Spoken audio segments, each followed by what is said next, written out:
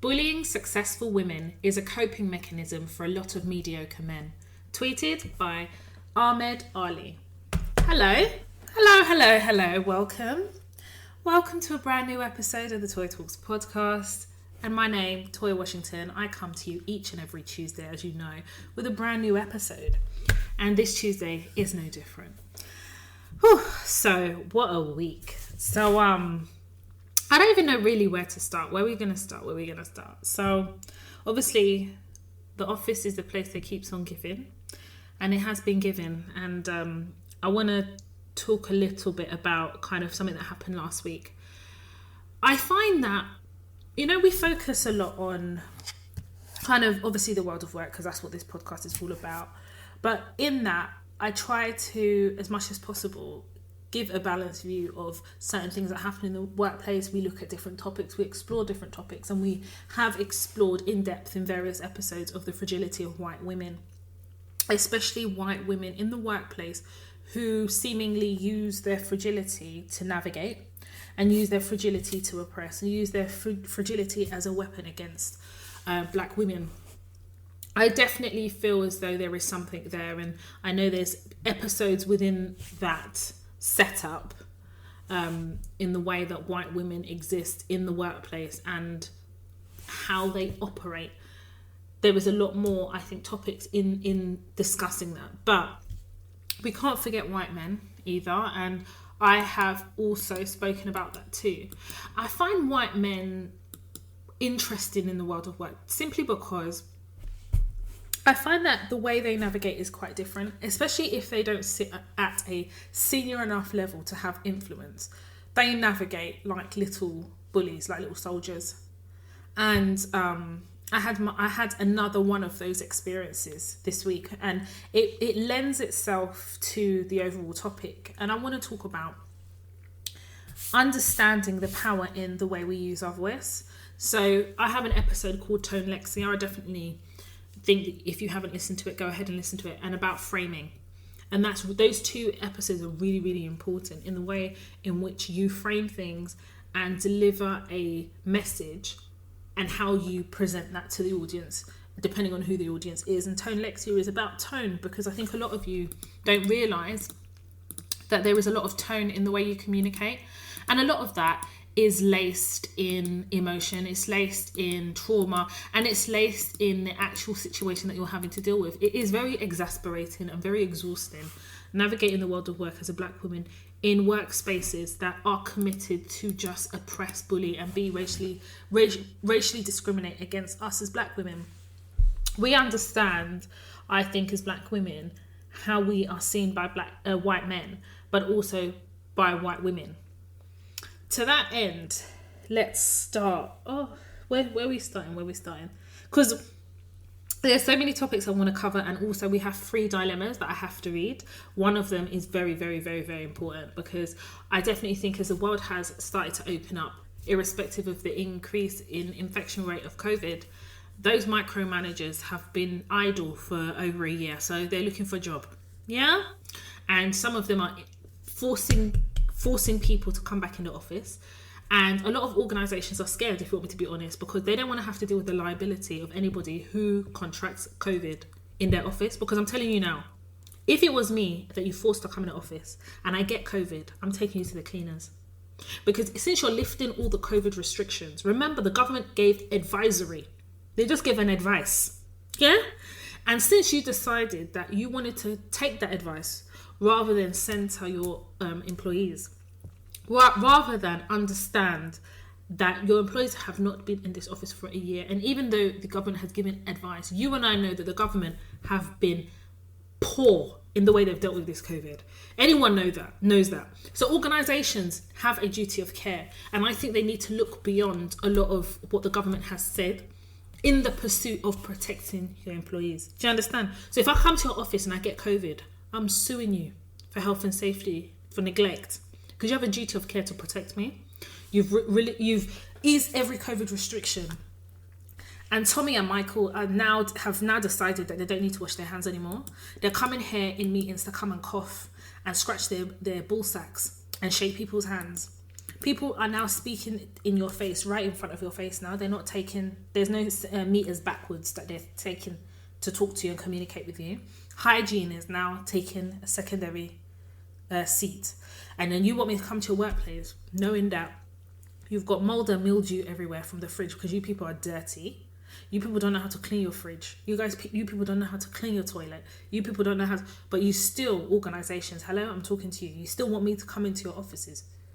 But yet you haven't put the things in place in order to safeguard my health and safety. Okay, cool. I'm just saying that I'm expecting a lot of employment tribunals over the next few months, 100%. I'm expecting a lot of them. That's if these organisations don't settle out of court. Because I think organisations have well and truly lost the plot. They have. You see this whole hybrid working, I get it. Listen, we can't be at home forever. Actually, I can, because I'm working from home. That's it. But I understand that there is a need to move to hybrid working. But that hybrid working, we need to know what you're saying. Like, what does hybrid working look like? And I've said this before, working 1 day a week from home is not hybrid working. And whilst I'm in your office, how are you safeguarding me? And you're allowed to ask those things. Anyway, let me not spoil it, because I had to give one young lady some advice about that. And also as well, they need to do occupational health checks. So, you know, when you start organisations, they ask you to fill out a form, OC Health. They need to be doing that, phase of return. Same way, if you're off from work for 7 days, you have to bring doctor's note, isn't it? Yeah. And then when you come back, you have to do interview just to make sure you're okay, because they want to safeguard themselves. I think it's the same thing that needs to be applied now returning to work after a whole full year of a pandemic. Phase returns. Yeah, you do. And if you're doing that phase return, I expect you to fill out a form. Because if I tell you I've got underlying health issues, you're telling me I need to be in the office more than whatever time a week, then you've decided to take responsibility for my health and safety. And I need to understand what you have in place to safeguard my health. Because if I come to your office and on the way to your office I'm healthy and I get COVID in your office, we are all going to court. And that's on period. And it's not even on Mary had a little lamb. It's on Mary had everything. Because I ain't doing that shit. Anyway, I digress. So, where do we start? I don't know what it is about where I work, where people feel like when they join, they have to be on this power trip.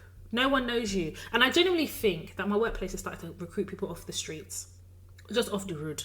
Honest to God. Because the way people be acting wild, and it's specifically the white men, they act wild in the office. And I need to put it on Front Street. And I've said this before. You guys have heard all the issues I've had with Gary, all of this. And I say issues I've had. I haven't had any issues. All the issues he's had with me and other black women and other women in general. But there's a guy that started last week. His name is Thomas. That's not his name, obviously, but you know. His name is Thomas. We're going to call him Thomas. So my boss sent an email and she put everybody's name in the email who she advised Thomas introduce himself to, and I was one of those people. In that email, she basically said he's joined the team, that Thomas, please can you put time in everyone's diary as I've listed here, to get to know what they do. They are stellar consultants. They're amazing at what they do. But this environment is very difficult, it's very fast paced. So in order to get a step of the curb, ahead of the curb, that's it. You know, these Englishin. A step of the curb, in front of the curb, whatever the curb, yeah? You need to talk to these people. When I saw the email, I just deleted it. Like, the guy, whatever. Do you know that Thomas sent me an email? He said, hi Toya, following on from Deborah's email, my calendar is open. Do you want to put some time and say you can meet me and I can meet you and we can talk? Are you fucking stupid, dumb? Are you a twat? Are you a flipping goldfish in a bowl full of contaminated water? What is wrong with you? Can you see this crud? Can you see it? You've joined a team. You haven't been here for even 4 hours. The head of that team sends an email and says, introduce yourself to these people. But you are so entitled as a white man. You've decided every kingdom, you must be the head of that kingdom. You've now decided that me, Toya Adana, me, granddaughter of Lolure, me, a whole me. I should now put time in your diary. Do I look like a fool? Do I look like a mug? Do I look stupid? Do I look like do I look like a hexagon? Are you okay? I just ignored it. What's my business? Listen, he needs something from me. I sure as hell don't need something from him. I just ignored him. But this is the level of arrogance. You know, some people, they don't know how to be new in a workplace. Let's talk about that. Some of you do not know how to be new in a workplace. Some of you do too much. I'm going to be honest, because the crux of this episode is about some of you do way too much. What do I mean by that? We are going to, like how you cut a cake, we're going to cut into this cake very well. But let's deal with Thomas. Let's ignore Thomas. What's my aim? The person he's taken over from called me. Hey, Toya, how are you doing? I'm like, I'm good, how are you? He said, oh, Toya, I'm moving, he's staying in our team, but he's moving to a different division.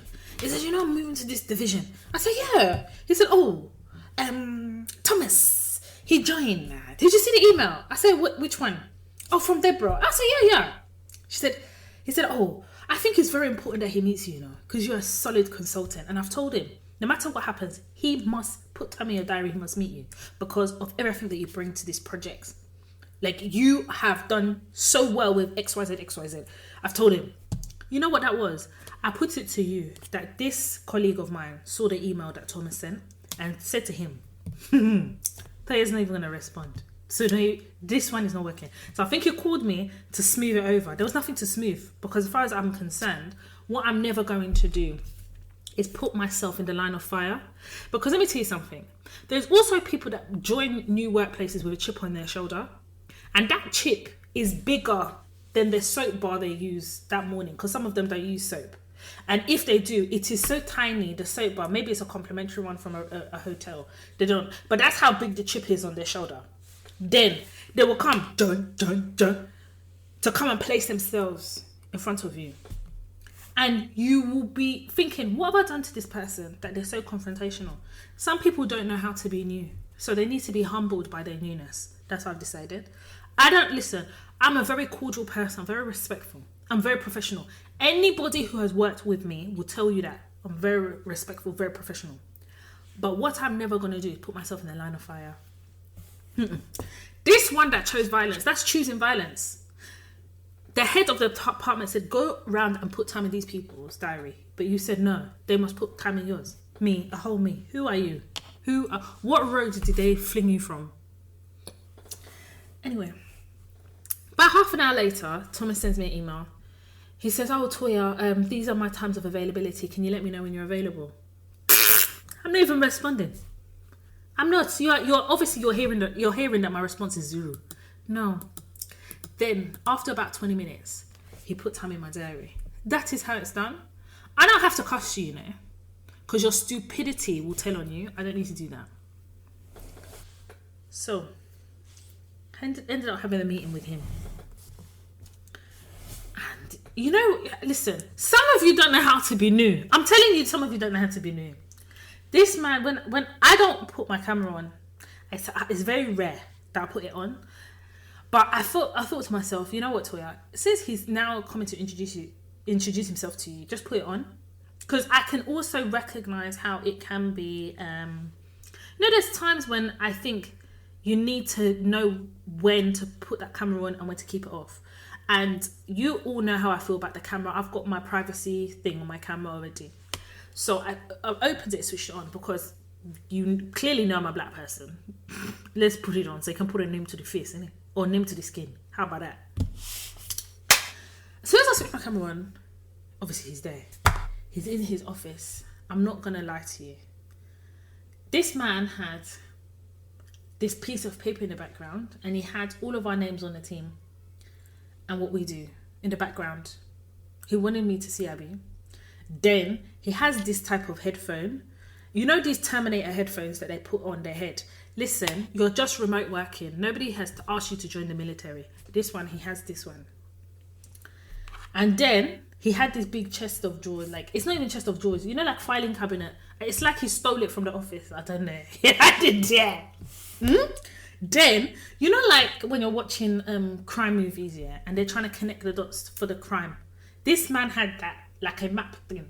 I was scared because I said, what is all of this? I see my name there. Why is my name there? So I said, oh, Toya, I don't know if you know anything about me. Obviously, Deborah sent an intro, but, you know, I thought it was important that everybody knows who I am since I've joined the team. I said, hello, when did you join? He said, I joined today. I joined today. I said, no, when did you join the team? He said, oh, I had my induction 4 days ago, but I officially joined the team today. I consider it as today because I feel like I kind of know everybody and what they're going to be doing. But you're very elusive. Can you hear the words, the triggering words? Hello? He said, I'm very elusive. I'm about to be Casper and leave this meeting because this man was acting mad. I was just there, I was quiet. He said, so this is my background. He started running the list. You know how they do when they're low self-esteem, they start running a shopping list that nobody asked them for. It was running. Then he said, he's got a degree. Yeah, my degree. I did my degree. I'm not even going to tell you the degree that he did. I call that particular degree that he does, I call them Mickey Mouse degrees. Sorry, not sorry. Sorry, but not sorry. Because them type of degree, they're not hard. He said it himself. He goes, it's not hard. He found his way through. He said, you know, at the end of the day, I just wanted to have a certificate to say, I've got a degree. And here I am. Literally, he clicks his thing. Here I am. So, well. He said, okay, that, can I now introduce myself? I said, you know who I am though, right? He said, yeah. I said, oh, all right. I said, can I ask you a question? He said, yeah. I said, why is my name on your piece of paper at the back there? He said, he's writing a list of everybody's name. I said, yeah, but if you're writing a list so that you can remember everyone's name, why is it the first thing that one sees when they switch on your camera? Because that's not helping you if it's behind you. You can't see it when it's behind you, but it helps people who are in front of you. And so then also under data protection, you've got my first and last name there. I don't know who you speak to on the camera. I don't know.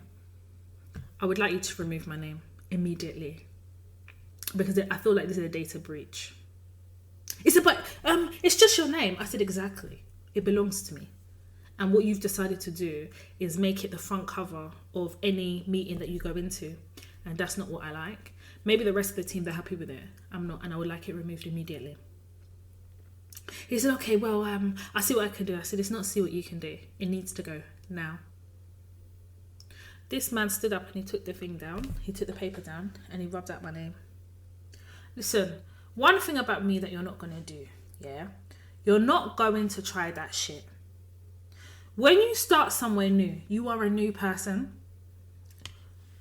I know all you boys think they're the owner of the vineyard. But you see, this vineyard, I'm going to tell you how you're going to sit in this vineyard. You're not going to come here and try and destabilize me or try and come for me. Because I put it to you that he didn't go to the others and say, put time in my diary. He decided to do that to me for whatever reason. I don't know. And to be quite honest with you, I don't actually care. But remember what I said in last week's episode. I'm going to tell you the rules of engagement with me. The terms of engagement with me, I set it from the beginning. You will know how to deal with me because I don't have that type of time. And I don't talk too much. But if you make me talk, you're going to listen. So he took it down. He said, so how long have you been on the project for? So I said, I've been doing this project for almost a year. He goes, so you're one of the old timers. I said, what does that mean, old timers? He goes, no, what I mean is you've been here for a long time. I said, yes, I've been here for a long time, but I'm not an old timer. He said, can you tell me a bit about your background? Because he's not interested. He just wants to compare it to him. Ladies, I gave him a full rundown. I started from my degree. I entered, law school. I entered masters. I entered SIPs. Then I gave him a rundown. Just high level overview. Yeah, you boys, they teach me that one. High level overview. I gave him high level overview. I said Goldman Sachs, PwC. I started reeling them off. I said I did this, I was working this, I did this project, He goes, oh, you've just blown my degree out the water. Can you see? What has me telling you my background, which you have asked me for more than once, what's that? Why has it got to blow anything? But you know what was blown? His shoulders. His puffed up shoulders when he came to join the team and he thought he was now coming to tell us who he is. You need to sit your bum cheeks down. You sit bum cheeks down, use soap. Don't do this shit. I'm not the one. That level of it's confrontational to be like that. It's aggressive in nature. Because I put it to you, if it was a black woman that acted exactly like him, we'd be told it's aggressive. When a white man does it, it's inquisitive. Bullshit. I'm gonna call that shit out. Some of you don't know how to be new. You don't. Some of you, I don't know whether it's eagerness. I don't know whether it's because one has been unemployed for a long time and you want to make a good impression. I don't know if it's the fact that you want to seem enthusiastic, but sometimes that enthusiasm is a bit much. Temper that enthusiasm. When I've told you guys, when you join due diligence, take time, take a step back. I didn't say be quiet as a church rat. That's not what I said. I said sometimes take a step back and understand what the landscape is that you're working in. Understand the environment. I am the most unproblematic person in my team. The most unproblematic. I just don't... My boss, sometimes I will speak on a team meeting. My boss, oh, Toya, haven't spoken to you for a long time. And it gingers me. It gingers me because it means, number one, what I've been doing is working, i.e. I'm out of your view. Number two, when I do talk, you take me seriously because you don't know the next time you're going to hear me talk. Number three, I just deliver. That's my signature. I deliver. And when I deliver, you know I'm present and correct. Do you understand? But when you're coming to me with this, you're coming with this vim type of, I don't really like it because I feel like if I allow you to think that that's how you're going to engage with me, that's how you're always going to be. You're going to be ringing my teams every 5 minutes to come and chat shit to me. Or, do you understand? I need him. And also, well, what he's doing on his project literally touches mine a little bit. And I know how I've got my project to where it is. Do you understand? So if his project touches mine, I have to let him know that I'm steering the ship. Because I'm not going to come, you are a fucking pirate. Come on my ship to come and take over. You're crazy. You're crazy. No, before I anchor and you get off. What's all this? So, by the end of the meeting, he was saying to me, oh, you know, he doesn't want to badmouth the person he's taken over from, but he hasn't really got a lot of handover notes. Is there any advice? I said, no, I don't have any advice. I'm sorry. I don't deal with your project, so I don't have the advice. I believe that communication is key. That's it. You're not going to use me as fried rice to now go and tell somebody, Toya said. It's a lie. Anyway, ended that call. There's a meeting tomorrow with a couple of the team members about this particular project, and he's going to be on the call. And I'm expecting him to be quiet because he doesn't know anything about this. Like, he's taken over from it new. I expect him to learn. I'm not expecting him to... And don't get me wrong, I think contributing great ideas is amazing, but you have to understand what you're contributing to. If you don't understand the scheme and the framework of this project, how can you add anything? Do you understand? And I think also as well, there is this thing as a black woman, I'm very conscious of the fact that I'm constantly being undermined by white men and white women. And actually, I should say non-black people. I definitely feel I'm often being undermined when I'm at work and undermined by people who don't know me. So I think they come with a stereotype in their minds. So as soon as they see me, it's like they act like I'm just an inconvenience until they realise that actually I've been steering the ship for a long time. And you will. At the end of the day, he's been hired for a reason. I'm sure he has great skills that he wants to bring. But my name is on this. Do you understand? I'm like, this project, my boss is the project sponsor. So the buck stops with me. You understand?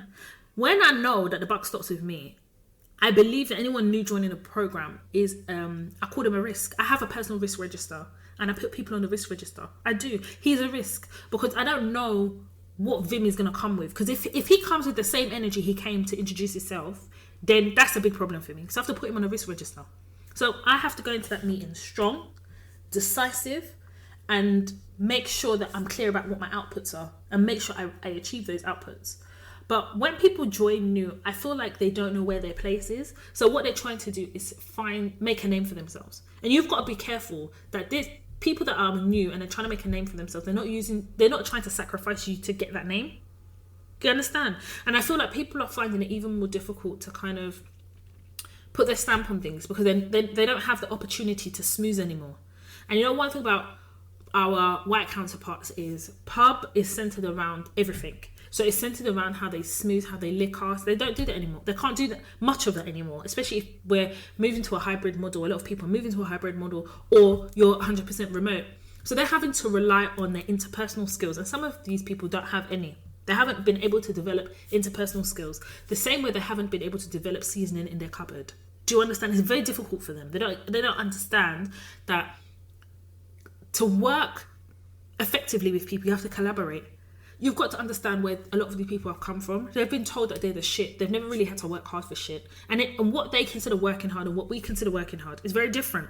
So when they're coming now to do, I am the owner of the vineyard, a lot of that is born out of insecurity. They don't have the security of the office. I hate that word banter. You know, I can't stand that fucking word. They don't have the security of banter. They can't lick ass in HD anymore. Do you understand? It's very difficult. So now they're having to rely on their personality. A lot of these people don't have no personality. We all know this. And then on top of that, you're new. I knew what he was on when he said I should put time in his life. Are you all right? Is everything okay back home? Did you wash your bum this morning? Yeah, stupid, innit? Anyway. So, again, I definitely think that where I'm working is the office that keeps on giving. But sometimes I'm tired. And again, there is something that is quite, I don't know, I find it quite aggressive in a different way to the fragility of white women. With a lot of white men that I work with currently and have worked with before, there's ego, misogyny, there's a lot of arrogance, like baseless arrogance, and this need to oppress in a way that white women is quite different because they rely on that femininity of whiteness in a way that white men can't, if that makes sense. So this particular guy I'm going to tell you about, I'm running out of names, you know. I'm actually running out of names, but we're going to call him Conrad because he looks like a Conrad. Yeah. So he actually joined the project last year. And I remember when I had joined last year, he was very, I find him quite abrupt and like very rude in his approach. And, you know, he would undermine me. So I'd say something in an email and he would undermine me, even though I work in commercial contracts. Like I'm the consultant for this particular project. And he basically left and I was quite relieved. And since he's left, obviously, I've continued on with this project and I have various project sponsors. Like my boss is the main project sponsor, but there's other people like stakeholders that feed into this project, if that makes sense. So then Conrad came back a few weeks ago.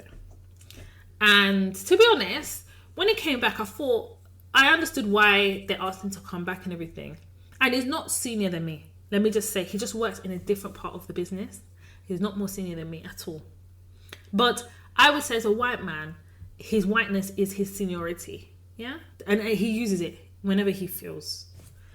So when he came back, you know, I said, you know, welcome back and everything. Obviously, I know I have to work with him. So I kept it quite pleasant, quite cordial.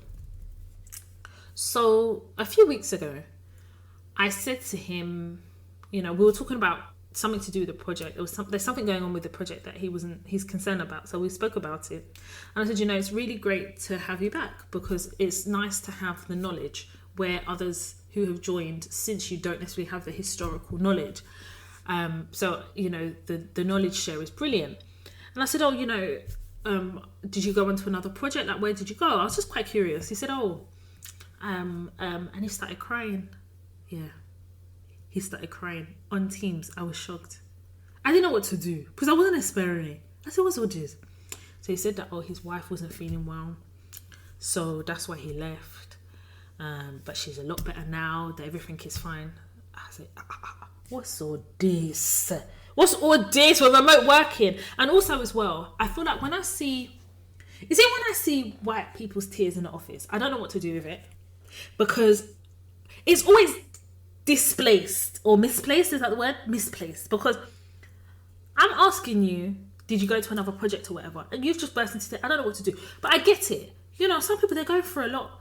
But I'm not used to having to deal with that because white people don't deal with me, or non-black people don't deal with me in that same way. I have always known not to bring my emotions anywhere near the office, because when I have done so in years before, it has been mistreated, it's been misused, and it's been used against me, and it's been weaponized. And as the podcast progresses, I'm going to tell you all those things, like what I did wrong. Yeah, because I remember when I like a family member of mine died a few years ago, and I brought it to the office. This was like in my 20s, and when I got my feedback, it was in the feedback that I'm distracted because I lost a family member. And ever since that day, I mean, there's been other instances, but that one particularly wounded me, because ever since that day, I've known not to take my personal business to the office unless it is imperative to how I do my job, i.e. I have to take time off or something. But the way I will then share it is I'll go to HR, private and confidential. Then if you share it, it's a breach of my privacy, isn't it? So I've learned a way to cultivate that information, but to share and display emotion, i.e. crying, I don't do that one. So, and also we've never been given the grace to display that level of emotion without judgment. So when I see non-black people crying in the office, I don't know what to do with it. You know, when these tears, are these manipulation tears? What's all this? So obviously there is compassion for the fact that obviously his wife wasn't well. I understand that, but I didn't know what to do. Anyway, after he finished crying, I was just there saying, "Oh, I'm so sorry to hear that. I hope everything is well." "Oh yeah, she's better now." In my head I was like, okay, but the tears, huh? I was uncomfortable. And then I had another call, so I had to leave the call. So that night, I did pray for him. I said, God, you see people's heart though. If those tears were real tears, please, I ask you to cover him and his family in the name of Jesus. I prayed, because that's me. But what I'm not going to do is pander to those tears, because I don't know where they're coming from. It just, you know, like a couple of weeks ago when we had them thunderstorms in London. It was like that. It just came from nowhere. At one point it was sunny, then boom, boom, boom, boom. It was just thunderstorm. That's how the tears were. It just came from, I don't even understand again. Okay. So then I've been noticing that since then, his emails have been quite rude. So for instance, he knows that if he wants to do certain things in the project, like contractual stuff, it has to go through me. That's just on period, because of the sensitivity of the project. So, my dear, or my dears, he got somebody to do something on the project, and I heard about it. Because one thing is, when you have oversight over this a project, or you have oversight over your work, and you build constructive relationships, there's nothing that will happen in and amongst your project that you won't see it somehow. And also the ancestors are at work. Anyone that's trying to do something underhand, the truth will definitely come to light. And that's what happened. He tried to do something underhand. It came to my attention. I addressed it in an email. And when I addressed it in an email, he called me. You see people like that, you've got to be careful. Why can't you respond to the email? Because when you wanted to undermine me, you did it via email. He called. I picked it. He said, "Oh, if you saw the look on his face, like there was a rage in his face, like he's got these demonic eyes, you know. It looked like what's this again? What's this serial killer? This one that used to be in London Bridge, not London Bridge, London Bridge. What's his name? When I remember, I will tell you. Very scary. His eyes, very scary." So he called. When he called, I picked it. He said, "Taya, I saw your email that you sent. At the end of the day, that was a mistake. It wasn't deliberate." I said, "I never said it was deliberate. I'm just saying that I'm aware of it, and it can't happen again because of the sensitivity of this project, and because my boss is the project sponsor. So it can't happen. And actually, this is the answer. You know." I handled it very well. He said, "Oh, he apologizes." I said, "No problem." Then he went straight in an email. "I've spoken to Toya. It's my error." Da, da, da, da. I was like, "What's all this?" And he wrote in capitals. I was like, "Okay, so you're shouting. What's my aim?" Last week, Thursday, we were in a meeting. Conrad was in the meeting. And an issue arose out of the project. So one of the stakeholders said, Toya, this is what I'm proposing I'm going to do. What do you advise? I said, okay, I think that's a good idea. I said, what time? Because he was going to have a follow-on meeting. So I said, what time is your follow-on meeting? So he said the time. So one of my colleagues who was on a call said, oh, Toya, what was you thinking to go to the meeting? I was like, I was thinking about going to that meeting, but I have another meeting straight after. So you let this guy do what he's doing, and then let's circle back. So my colleague was like, yeah, that's a good idea. Conrad said, oh, I thought you asked the time, what time, because we're going to send in the hounds, innit? I said, sorry? He goes, well, you asked the time because they're sending in the hounds, as in you.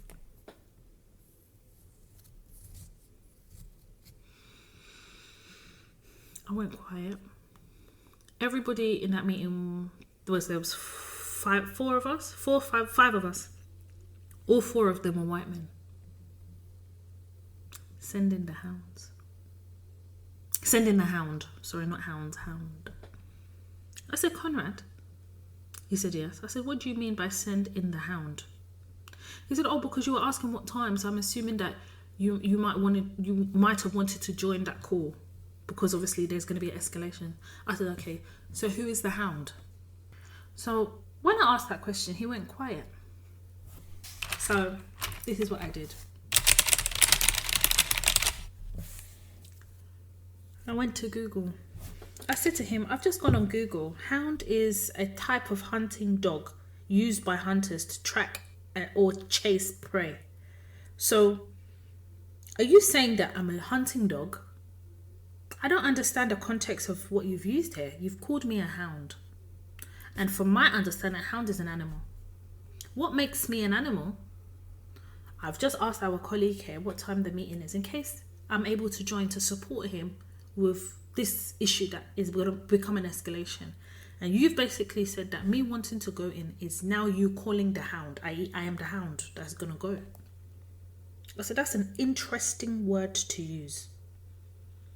I said, as a black woman, I consider myself a black woman. I don't consider myself a hound. Nobody here in this meeting have you called hound. In fact, you call everybody by their name. But my name has been lost. My name is now hound. Interesting.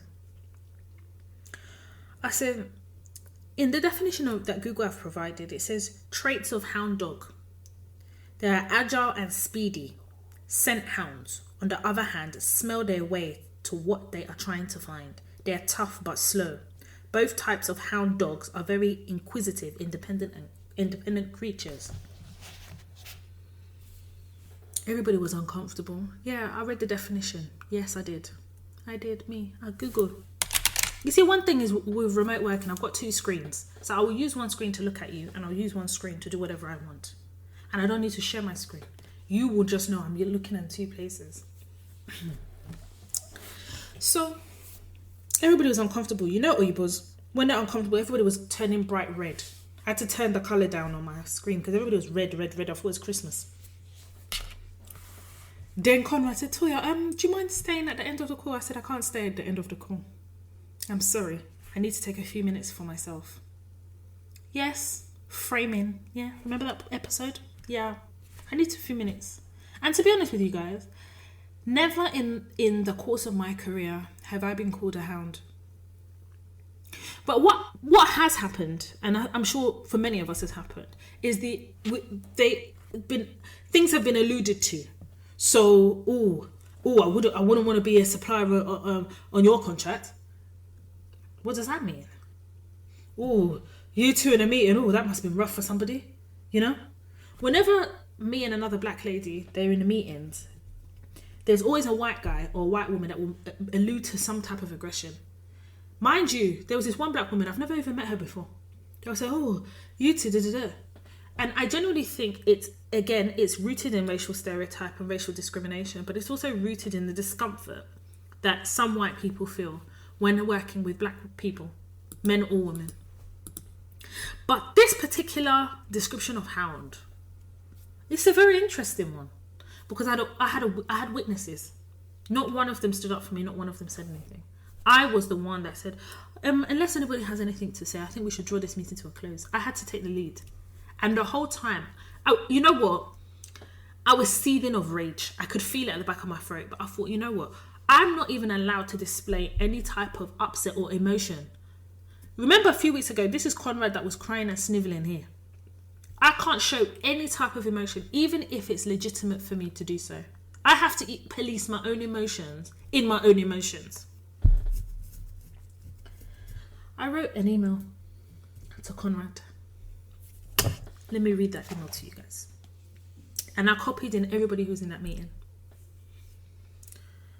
Good afternoon, Conrad. After taking a few minutes after our call, I thought it prudent for me to send you an email to address a few things that were raised in the meeting. Then the meeting agenda, every point I addressed. I said, and lastly, your comments about setting the hound on the meeting, the subsequent meeting that had been scheduled later on that day. You referred to me as a hound. A hound is an animal, a creature, hunting dog. Then I copied and pasted the Google definition. At no point when I addressed this with you did you offer an apology, an explanation, or provided any type of understanding as to why you would use such words to compare me. I don't consider myself an animal. I consider myself a black woman operating and working in a workplace which is considered to be multicultural. I believe that your comments is deeply rooted in racial discrimination based on the fact that I'm a black woman. I haven't heard you refer to any of our colleagues who happen to be your white male counterparts as hounds. And I put it to you, you wouldn't. In operating in the job that I do, I often have to make very difficult decisions. This also includes strategizing, reading in between the lines of contracts, trying to find a way to safeguard our interests, but more importantly, deliver. If these are attributes of a hound, I would like you to confirm to me, question mark. Furthermore, I put it to you that the comparison to a hound is you're comparing me to an animal. Not only is this derogatory, deeply hurtful, disrespectful and unprofessional, it is rooted in a racial stereotype that can only be described as deplorable. I look forward to hearing from you in this regard, and I would like you to confirm in writing what you meant by hound. This man called me about 15 times. Me, I'm not picking. I need audit trial because the burn folder is burning. He sent an email. Toya, I didn't mean it like that. It's completely out of context. I've tried several times to call you, but you haven't picked up. Please, when you have an opportunity, can you call me back? I'm not calling that man till today. I'm not going to address it unless he puts in an email. I'm not going to have no call, no meeting. And I'm waiting for him to call my boss in a meeting. He can never call my boss for this one. He can't do it. He can't call anybody because he said it. Everybody was there. Me putting that in writing, I don't need him to give me an explanation as to what hound means. I'm not interested. It's just for me to put him on notice. Put him on notice. Well, apparently he's off today with stress, but my man is still emailing people. He's off with stress. He hasn't seen stress yet. I've reported him to my ancestors. They will deal with him. I'm not going to sit here and say it is easy having to navigate the world of work, and I never have done. I've always shared my experiences also as you have shared yours, just to show you that no matter how senior you are, how much money you make, and we have that episode, the higher the level, the higher the devil. But it's also to show you how to use your voice, because some of you don't know how to use it. Some of you, I think, are so terrified of putting a foot wrong that you allow yourself to be treated in a certain way. And it's very difficult to work up the confidence to find the voice to speak for yourself and advocate for yourself. And we have that episode about advocating for yourself. But in those moments where somebody is basically called me a dog, this is the type of spaces that we're working in. Listen, some people don't want to see us. They don't want to see black people. And they don't want to, if they do see us, they don't want to see us in positions where they're at. And let me tell you why he called me an animal. Because that's how he sees black women. That is how he sees black women. It's genuinely how he sees. Why would you call anybody? Would he call his mother a hound? His wife, would he call her a hound? Why would you say something like that? I personally don't understand where that comes from. And when people talk about cultural differences, no one can come to tell me about no cultural difference because we're in the UK. Do you understand?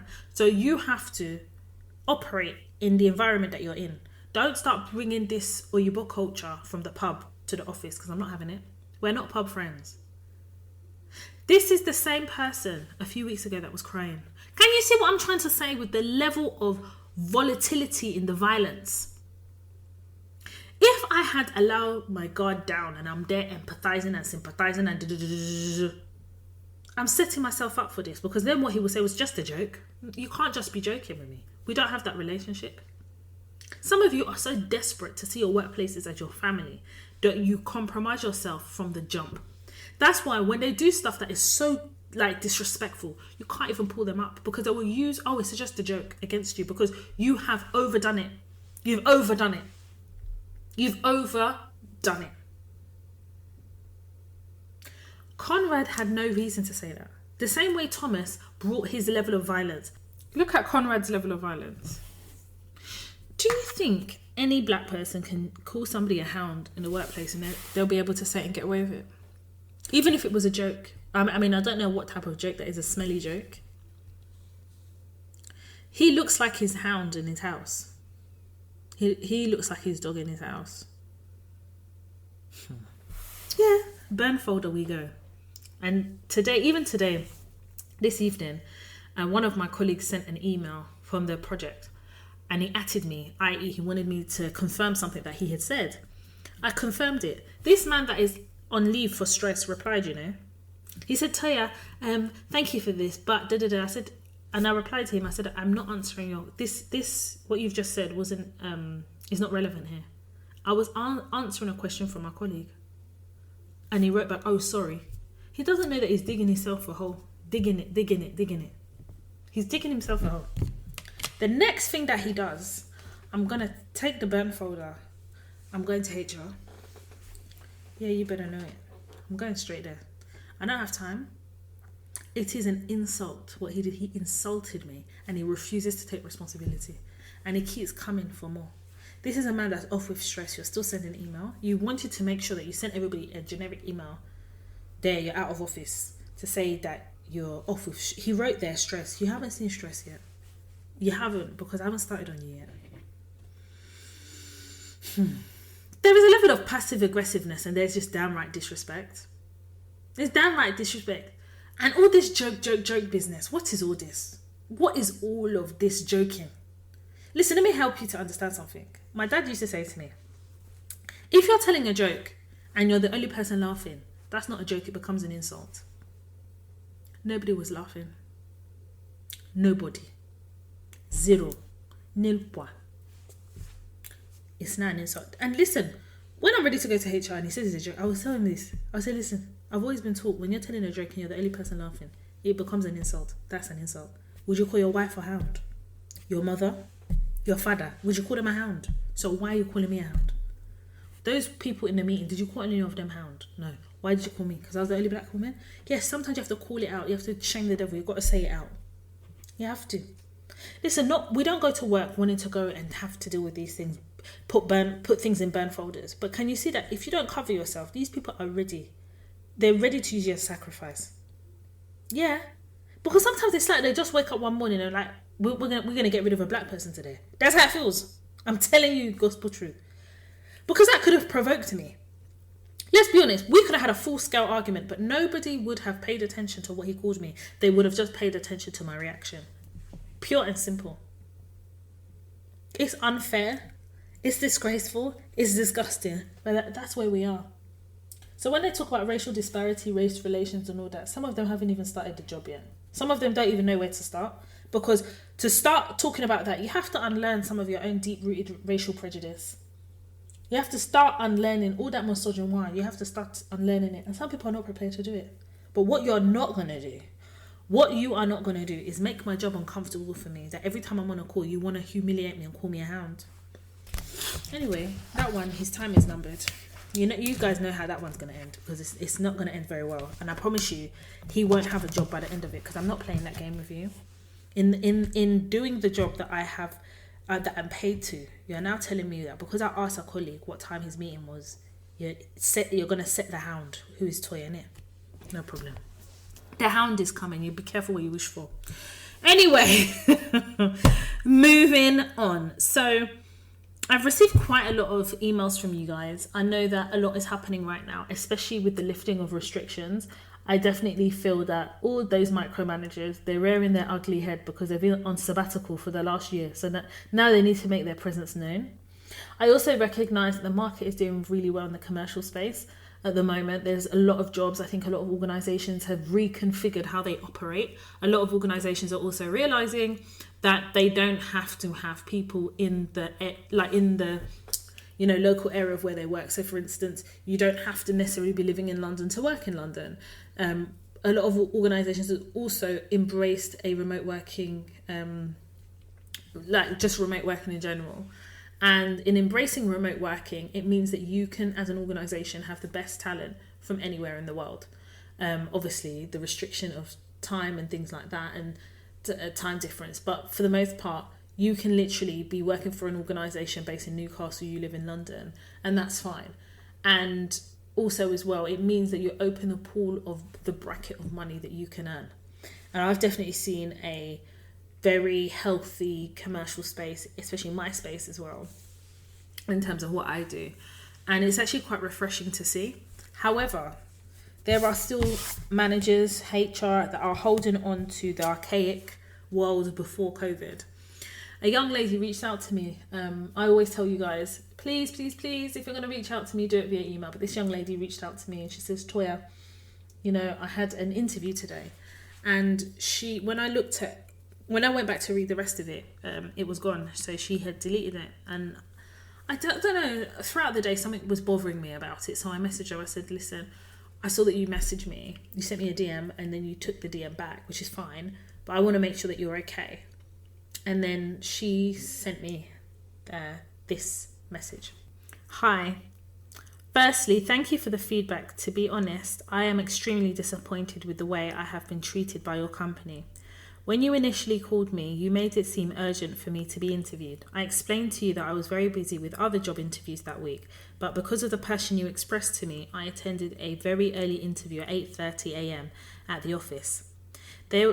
This was deemed as unreasonable and very unfair to expect a candidate to have an interview so early, which could have been held over video conferencing, and second interview held face-to-face with the finance manager at a later time.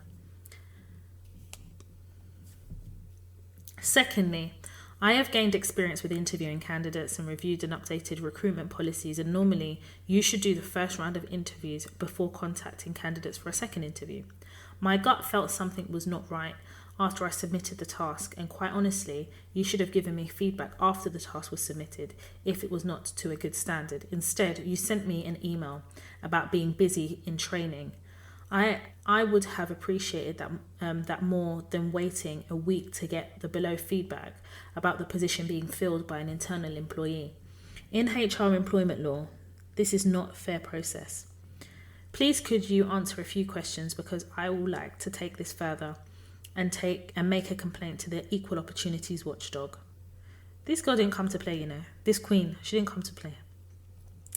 1. Do you recruit any diversity employees? If so, how many do you currently have at your office? Do you keep a record of the equal monitoring forms completed prior interviewing? And then she gives an example of them. This one she didn't come to mess. Was the second job posted to internal staff first? How long was the submission process for applications? And was interviews held? If not, why? Why did you send me an email confirming a second interview if the first process was not finished? 4. Do you use a point system when interviewing candidate? If not, how do you score interviews? It's unlawful to go by if the candidates fit in or favoritism. 5. When was the candidate offered the position and did they follow the same process? 2. face-to-face and interviews and a task.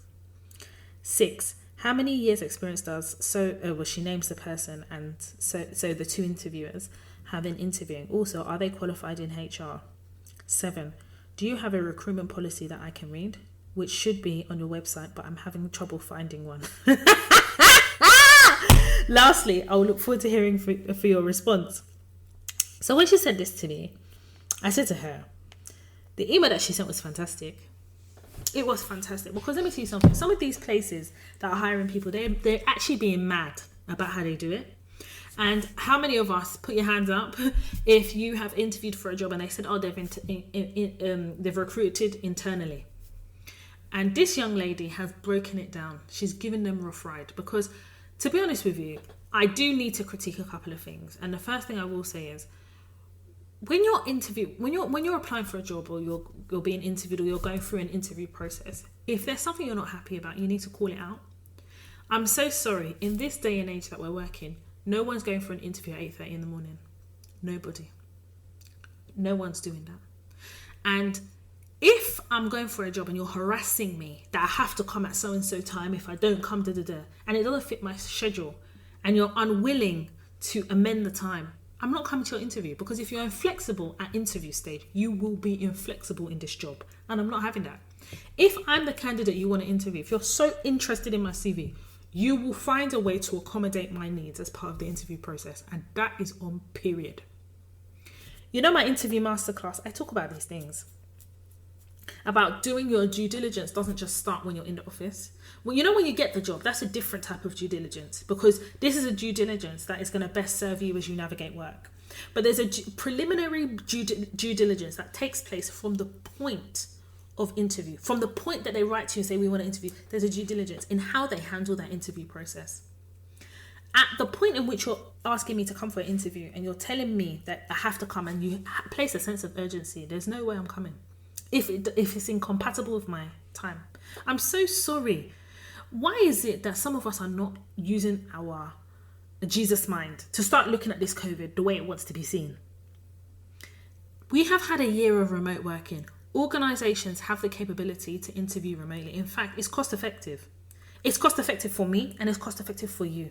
If you don't want to interview me remotely, then there's no point in me coming. That means that maybe I want to be remote. That means you can't accommodate that, because you can't even interview me remotely. Do you understand where I'm going with this? If I start seeing these patterns, it doesn't matter how desperate I am for a job. I'm not going to do it. Because even if I'm desperate and I go to this job, I may even last 1 week. A waste of time. 1 week's salary. And then you're back to the job centre, or you're back to looking for a job again. No. So I think where this queen went wrong is when she started smelling rats. She should have just cut it off at the neck. She's now spent money twice going into interviews. She now did a test. On top of them harassing her to come to those interviews, she now had to submit a test. They didn't even give her feedback. They longed her off to give her feedback, only now to recruit somebody internally. And nowhere in the interview process did they tell her that they were interviewing somebody internally. Maybe she didn't ask the question. So let's take that as a learning lesson. That may be one of your interview questions when you go in there. Are you interviewing anybody internally? Yes, you can ask them questions at interview stage. Oh, have you got any questions? Some of you don't want to ask questions because you feel like if you ask questions, you're going to undo the job that they may offer to you. No, you need to ask those questions because it tells you how long you could possibly be in that job. It will tell you what type of environment you're going to. It will tell you the management structure. It will tell you the actual structure of that workplace you're going to. Go and get the interview masterclass. I talk about this. I break it down to you. You have to ask these questions. So Toya, before we draw this interview to an end, have you got any questions for me? Yeah, I do have a couple of questions. I will open my notebook. Listen, maybe what I've written there is not even anything. You will think that I've written something there. Maybe it's in my head. But open it. Let you know that I'm also writing. Can you describe to me your management style? And they'll just be looking at you. They always pause at that point. If the pause is longer than 3 seconds, your management style is mad. And I'm not going to do it. Quick. Reply to me fast, be fast. So that I know that you're speaking the truth from your mind straight. Also as well, how would you describe the environment that everybody works in? So would you say it's a collaborative environment? What words would you use? The words that they use to describe the environment will give you a window into the environment you're going in. are you recruiting internally for this role? It will tell you, have you got anybody here that you've earmarked for this role? And also, if you're recruiting internally, don't you do the internal before you do the external? It's only when you can't find somebody internally, you go external, Abby. Or maybe you have certain policy where you have to publicize the job. But you should be able to answer a candidate if they ask you that question. If they're hesitating, if there was an ounce of hesitation, just know that there's somebody there. Do you understand? And I feel like this young lady is annoyed and she's angry, quite rightly so. She's got every right to be. But it was very clear to me that she was very clued on to the fact that something wasn't right. And you need to steer the interview too. You have to. Listen, do you know how many friends of mine have gone to interview, they've turned up and 5 minutes before the organisation cancelled the interview? There's no respect. There's none. So you've got to decide the type of candidate you want to be. At the conception point is when you send your CV. At the point you send your CV, how they respond is exactly how they're going to be. There was one job I applied for years ago. I was working somewhere and it was so hard to get into this organisation. I managed to get interview. Do you know that it took them 2.5 weeks to come back to me, even though they told me they'll come back to me in 48 hours? You know what that showed me? It showed me that even if I was hired, even if I have a start date, it may take longer than that. What happened? It's exactly that. Chaos everywhere. And I knew what I was letting myself in for. So it's not like my eyes weren't open. I said to myself, if I get any job in between this time, that's better than this organisation, I'll go to the other organisation. But you have to understand what you're willing to accept from an organisation. You should not be attending any interview at 8:30 in the morning. I'm sorry. We're in a pandemic. And even before pandemic, you can't see me at 8:30. So I should be leaving my house at what time? 6:30. For what job? How much are you paying me? You're crazy. If you're going to interview at 8:30, you better believe you'll be starting job at 8. Thank you. So this young lady, she sent this email. Very good email. Very good email, because what she's doing is she's interrogating the interview policy. And I'm going to guarantee you they don't have any policy. And if they do, they're making it up now. They're writing it now. And she has every right to question the interview strategy and the interview process. And she has every right to report them to equal opportunities. 100%. Because they have the burden of proof is on them to prove that they have an equal opportunities policy and a fair and open process of interviewing.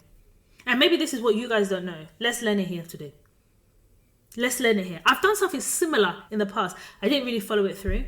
And it was an organisation that didn't want to give me feedback. And we know that feedback is optional. But they said in the advert that they give everybody feedback. They refused to give me my feedback. I said to them, this is what you guys advertise. You have to give me this feedback. I said, if you do not give me this feedback, I'll have to make a formal complaint. Suddenly the feedback came. And I can tell you that feedback was done that day. But back then, I wasn't as clued on as I am now. You can't do that to me now. By the time I finish dragging you, by the time I've dragged your singlets, you'll be begging Marks and Spencer's for an endorsement deal so that you can be getting many singlets. I don't play that game. Don't play with me. Anyway, they wrote back to her. They said, "Good morning. Thank you for your email.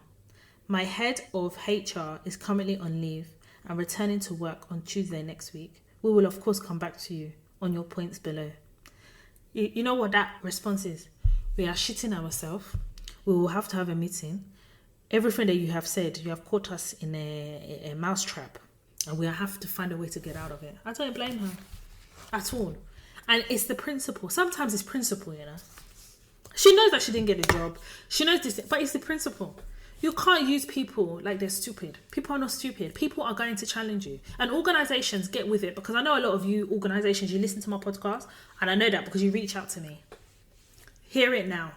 Employees are more clued up now than ever before because we're sharing. When I created this platform, it was to create a safe place for us to share. And that's what we're doing. When I talk about navigating the world of work and developing the tools to be able to navigate the world of work successfully, this is where we learn it. But equally, we are aware of the games that some of you organisations are playing. And if some of your organisations are not careful, you're going to find yourself in employment tribunal or viral on Twitter or both. And a lot of you organisations know to settle out of court before you even get to court, because you know once you go to court and it's on record, you're literally taking your shorts down and everybody's seeing your bum. You cannot treat prospective employees like shit, because Where we are now in the workspace is like we've never seen before. It's revolutionary. Where organisations who never would ever consider remote working are now remote. People are selling off their workplaces, their estates. They're selling them off. 100% remote. Whilst I can understand that for some people it doesn't work, some people are so desperate to have that work and they're gonna pop on micromanagement shit. Organisations that are strategic, forward thinking, and really, really do centre the health and well-being of their staff. A lot of them are 100% remote. That hybrid working, even the word hybrid, I don't like it, because that hybrid working is tantamount to going back to how things were before. I will not work in a place that tells me, so like for instance, I got a call from an agency and they said to me, they believe in health and well-being so they can discuss flexible working. I don't believe in flexible working. What is flexible to you is not flexible to me. Have you seen me? I know how flexible I can be. You know, it's not working remotely is not being flexible. You do realize that. I'm using my internet, I'm using my electricity, I'm using my gas. That's not flexible. For me, what I need is 100% remote or hybrid, whereby I spend a majority of the time working from home and a minority of the time in the office. So flexible is not a benefit. We need to talk about that. Episode loading. Working from home is not a benefit. Hybrid working is not a benefit. Flexible working is not a benefit. You should be able to have a work-life balance as part and parcel of working. Do you understand? Equally, when people are applying for a job, you can't treat them as though they don't know what they're doing. People, I think organisation workplaces forget that. Just because people are looking for a job and they're coming for an interview, not everybody that walks through that door is desperate. So stop treating people as though they don't know what they're doing or how they're coming or why they want that job. And you see this organisation, they better be careful. Because the way this young lady has written, she's really got them by the balls. Excuse my French. She's got them by the balls. So they better be careful. Because if she goes to equal opportunity, they're not able to provide the information that she said. And she will make an inference based on what they haven't been able to provide, they're done. Anyway, the young lady said that she's going to give us an update. So once she updates me, I will update you. Let's move on to the next dilemma. Hey, Toya, hope you're well. Just want to ask you if you have any advice on comparing people on social media. I don't really post on Instagram. I found myself comparing myself with them Insta babes, and sometimes I feel like I'm missing out. I'm in the process of saving up for my first property, so I go out, but not often due to saving.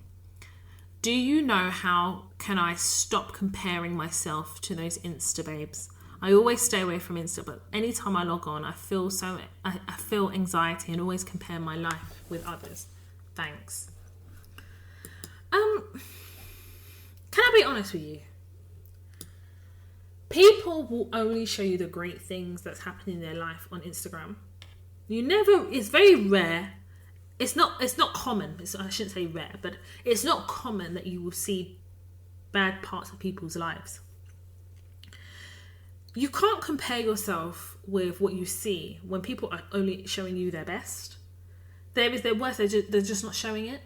And there was something that Aloni posted recently, and she basically said that when she goes on Instagram, she finds herself comparing her body to other women. I'm just paraphrasing here.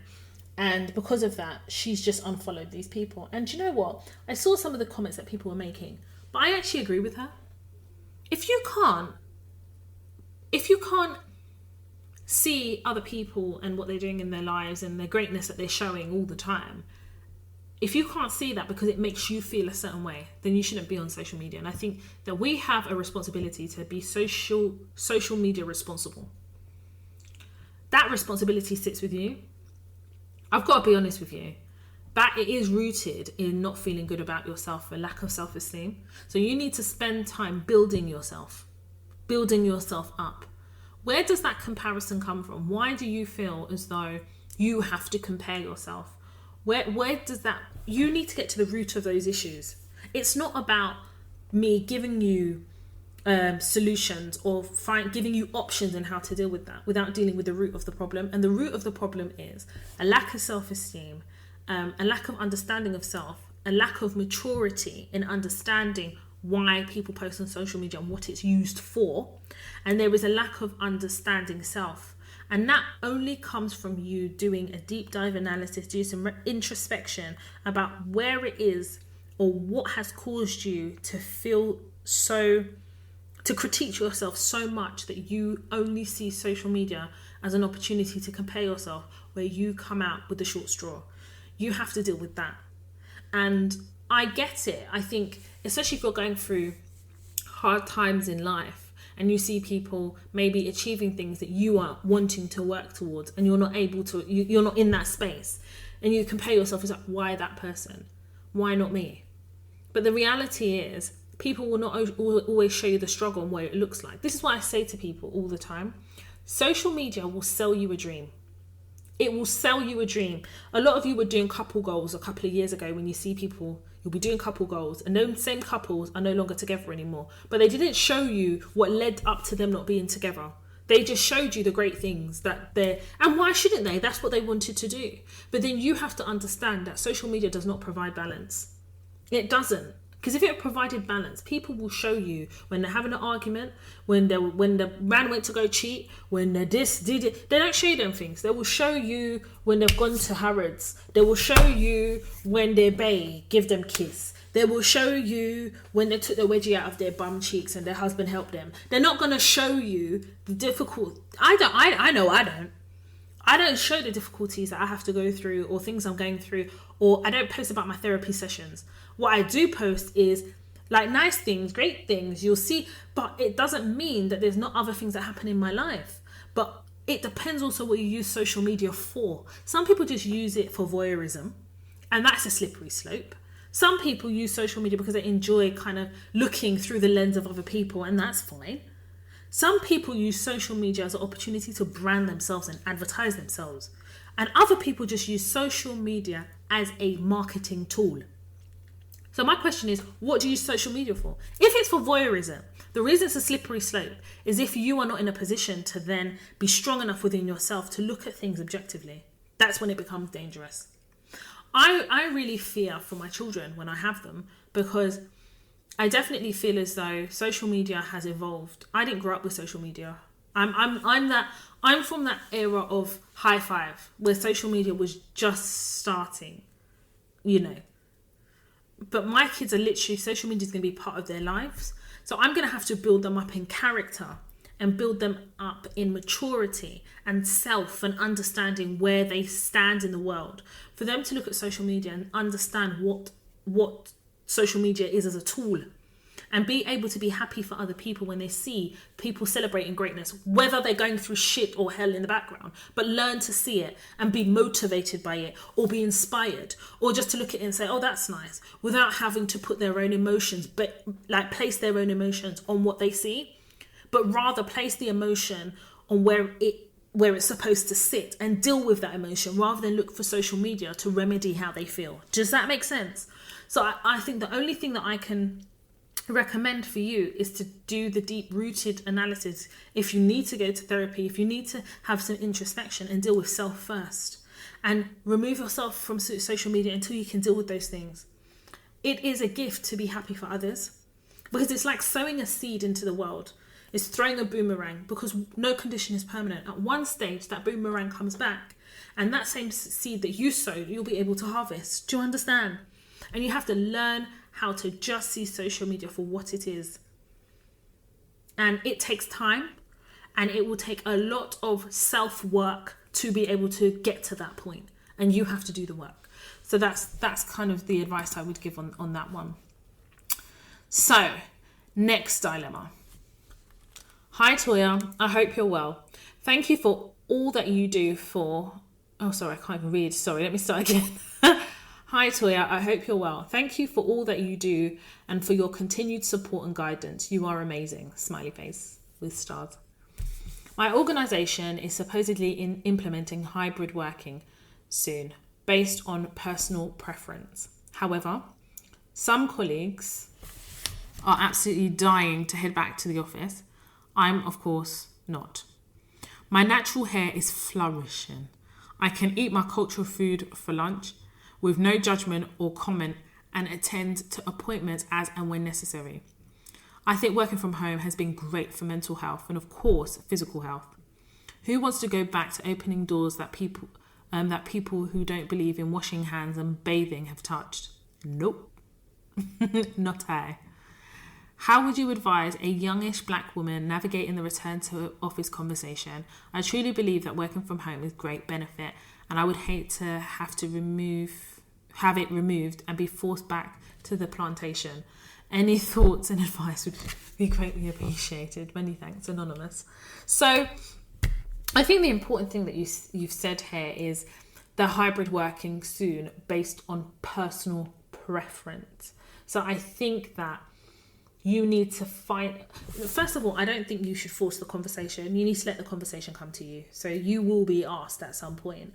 And I think that you need to, when they talk about hybrid working, I think you need to see how hard they push for it, or if the personal preference is there a personal preference where you could just choose to work from home solely? You need to have that frank conversation when it arises. Don't go searching for it. Yeah? If they want to open up that conversation, I think you should ask. Whilst you have spoken about hybrid working, you have said it's based on personal preference. So my question is, would you consider solely working from home as part of that hybrid working, or coming into work once a month? Is that something that you would consider? Because once a month is still hybrid working. Do you understand? And it depends how you flex it, and I think that you need to be able to understand what the policy is that's going to sit behind that. Because there will be a policy in workplaces. They're not stupid. They will put in a policy. But if you're basing it on personal preference, then if somebody's preference is to work from home remotely 100% of the time, that is their preference that they're implementing. So I think to call it hybrid working and personal preference is an oxymoron. It doesn't sit well, because if your personal preference isn't hybrid working, it doesn't make sense. So I think that, number one, you need to understand what the expectation is, and that expectation will come from the policy. And I think that you need to allow the conversation to come to you, i.e. your manager asking you about it, and then you have a frank conversation with them. What does personal preference and hybrid working mean? Because it doesn't sit well together. So I need to understand what is the expectation versus what I would like to do, and then I can make a decision from there. I think that all your points here are very valid. I've been able to grow my hair. If you're following me on Instagram, you know that I'm on my natural hair journey. And as part of that journey, I have been able to grow my hair and see my hair. I've never, ever known what type of hair I've had. I've always had weaves, relaxer, wigs. I never grew my hair. And the process of going natural, I found it always quite intimidating. Number one, because there's so many products on the market. Number two, because of the white gaze and judgment. And number three, because I guess there was an embarrassment that I felt that I didn't know what was going to come out of my head. I didn't know what was going to come out of my hair follicles. I didn't understand what my hair was. So being able to, just grow my natural hair, be able to go to meetings or appointments, being able to kind of deal with the office politics without the office structure has been a breath of fresh air. And my mental health is perfectly fine. I think for some people, working from home is great. And for others, it doesn't work. And I think, it is unrealistic to think that all organisations will go 100% remote. There are some that they embrace it, and it depends also on the organisation, the sector that you work in. But also as well, I think there has to be something said for the fact that, listen, if it's an imperative part of your job, for you mentally, that you have to work remotely, that is really important to you, then maybe you need to start looking at organisations who are remote organisations, remote working. Remember as well, the world is your oyster. You can work for an organisation abroad and be remote. You do realise that. You're not encapsulated in just working for UK-based companies. And this is what I said at the beginning of the podcast. You can work anywhere. I've got a friend who she has negotiated a contract whereby she works for a company in Abu Dhabi and she works in the UK, and they pay her because she signed the contract. They're based in Abu Dhabi, so she has she doesn't pay tax, because of the jurisdiction of the contract is Abu Dhabi. It's not the UK. She's been very smart about it. And she asked me about jurisdiction. I said to her, listen, you need to have the jurisdiction is in Abu Dhabi because then you get tax relief. They're based there. So why are they not paying you there? And, so she's managed to negotiate that. And she's laughing, mate. She's living her best life. And she said, Toya, this pandemic, I know it's unpopular opinion, it's probably one of the best things that's ever happened from a work perspective. And I'm taking full advantage of it. So that's kind of how I would advise you. I think allow the conversation to come to you. I think you should look at other organisations. It depends how long you've been here, but maybe look at other organisations in your sector to see how they are embracing, hybrid working or remote working. At least you know kind of what's out there. You need to see the policy that sits behind this hybrid working, and then you need to have a conversation with your manager or whoever it is that is implementing this that is going to directly affect you, and allow the conversation to come to you. Don't go searching for it, because when you go searching for something, you make yourself a target of that conversation. So when they come to you, that's when you now start saying, listen, and maybe be honest, maybe just kind of be a bit open about what you share and say, listen, I find that my productivity is a lot better when I work from home. There's less distraction. I'm more focused. And more importantly, I definitely understand the benefit of the office. I'm willing to come in once a month. But apart from that, I definitely feel as though, working from home benefits me. And it has propelled me as a young black woman in this organisation wanting to attain success here. Say it like that and see what they say. Hopefully that works for you. Let me know how it goes. We have one more dilemma. Dear Toya, I found your podcast at 10 p.m. last night. I'm a young Jamaican. I'm fresh off the plane. I had a profound experience of microaggression yesterday, and I just typed microaggression into Spotify and your podcast came up. Girl, I listened to like 2 more of your podcasts after that, and every single time you were hitting the nail on the head. Your unfiltered commentary created a safe space for me to process my own experiences and realize that I was not alone, and other women were having similar experiences as well. Girl, if it wasn't for your straight talk, I would be self-sabotaging.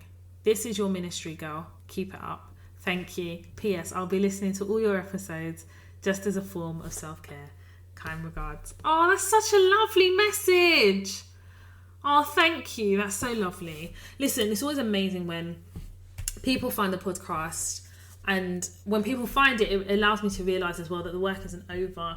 I still have a lot more work to do so that everybody can know that the Toy Talks podcast here exists for the benefit of black women, to aid, guide and advise black women how to navigate the world of work safely and in turn light up the path of our success. Navigate work and life. And the fact that this podcast is here is amazing, and I'm so grateful for each and every one of you that tune in, learn, benefit and able to put into practice the things I teach on the podcast, and equally for the things that you guys teach me through your dilemmas. And I will always try my best to advise you through your dilemmas, but equally to talk about topical issues as well, because I think it lends itself to how we navigate the world of work and life. And I definitely believe that learning is ongoing, it's continuous. The landscape of the world of work is changing tremendously, and understand it now.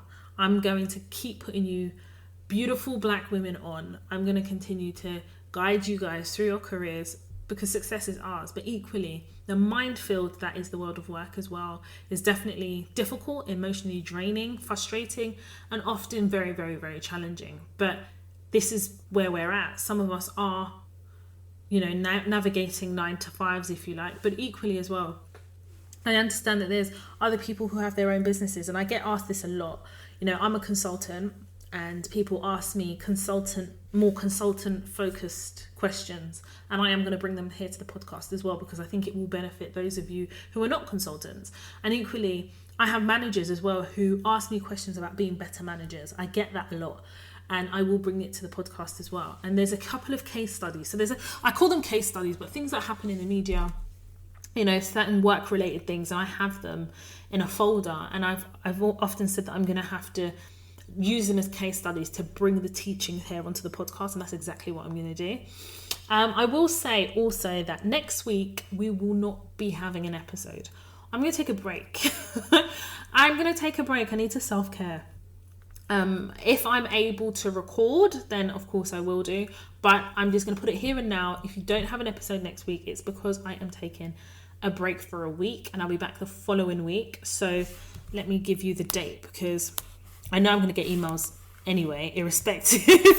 So there will not be an episode on the Tuesday the 31st of August, but there will be an episode on the 7th of September. I'm taking a week off.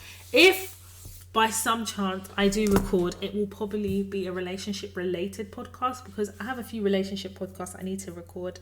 I definitely know that the one that I published before, you guys really, really loved it. So I wanted to bring it to talk about relationships because when we talk about navigating the world of work, life is part of that, right? And how we navigate life, how we navigate relationships, how we navigate like the personal relationships. And I definitely want to bring it here to the podcast. I can't believe we're still having conversations about who pays for dinner, who earns more, disclosing who earns this. Let's talk about it because we need to have a whole conversation. Also as well, you guys know in last week's episode I spoke about TikTok. I've only been on TikTok for a week and one of my videos has almost hit 10,000 views, which is absolutely crazy. But TikTok for me is just an opportunity to laugh, decompress, take the piss out of the world of work, very light-hearted. And I'm hoping that you guys receive it in that way. The comments have been really lovely and I don't take it seriously at all. It's just an opportunity to take the piss. Light-hearted banter, I hate that word, but you know what I mean when I say banter, but light-hearted banter in between meetings. And I didn't even tell you guys, but I did mention it on Instagram. A blog downloaded one of the videos and it was actually the video that is 10,000 views. Well, almost 10,000 views, sorry. And added me and then reposted the video and did a poll and said entertaining or unnecessary. And I cussed them, I dragged them. I said, you're a bunch of pricks. Like, why would you try to discredit me or disrespect me and then at me? Like, I'm not going to cuss you. I'll cuss you. And I cussed them whilst wearing my Versace robe. Yeah, I did.